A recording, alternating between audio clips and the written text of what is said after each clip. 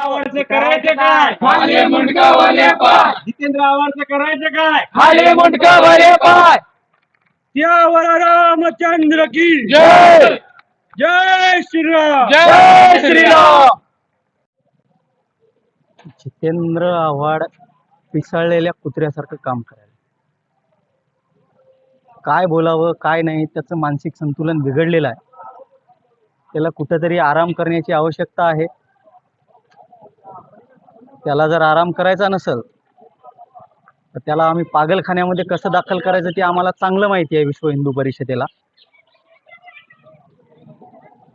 या माध्यमातून आता आम्ही निवेदन दिलेलं आहे तहसील कार्यालयाला. राज्याचे मुख्यमंत्री असतील, उपमुख्यमंत्री असतील, यांना निवेदनातून आम्ही विनंती करतोय की जितेंद्र आव्हाडवर गुन्हा दाखल करून त्याच्यावर कारवाई करावी. देशाची प्रतिष्ठा असलेली, देशाचा आत्मा असलेला, देशाविषयी ज्या व्यक्ती, ज्या प्रभू रामचंद्राविषयी आदर आहे प्रत्येकाच्या मनामध्ये, त्या मर्यादा पुरुषोत्तम प्रभू रामचंद्राविषयी अपशब्द वापरणारा हा जितेंद्र आव्हाड, ज्या ठिकाणी देशाचं मंदिर उभारल्या जात आहे, राष्ट्रीय मंदिर ज्याला म्हटलो आपण, असं राम मंदिर, भव्य दिव्य राम मंदिर होत असताना हा प्रभू रामचंद्राविषयी, प्रभू रामचंद्र मांसाहारी आहेत असं जितेंद्र आव्हाड बोलतोय.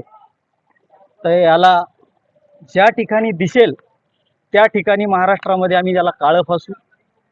दुसरी गोष्ट, पवित्र श्रीरामाचं मंदिर होत असते वेळेस मर्यादा पुरुषोत्तम ज्या दशरथ राजांनी रामाला सांगितलं की तू वनवासात जाय, एका शब्दावर प्रभू रामचंद्रांनी 14 वर्ष वनवास भोगला.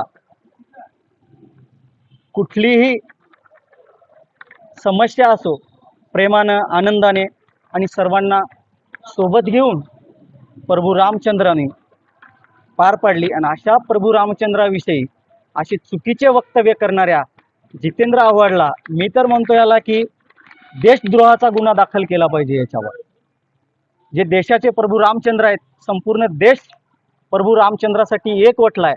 आणि यांनी प्रभू रामचंद्राचा, ज्या भारत खंडामध्ये प्रभू रामचंद्राचा जन्म झालेला आहे, भारत खंड ज्या प्रभू रामचंद्रांनी जोडलेला आहे, अशा प्रभू रामचंद्राविषयी वक्तव्य करणाऱ्या जितेंद्र आव्हाडला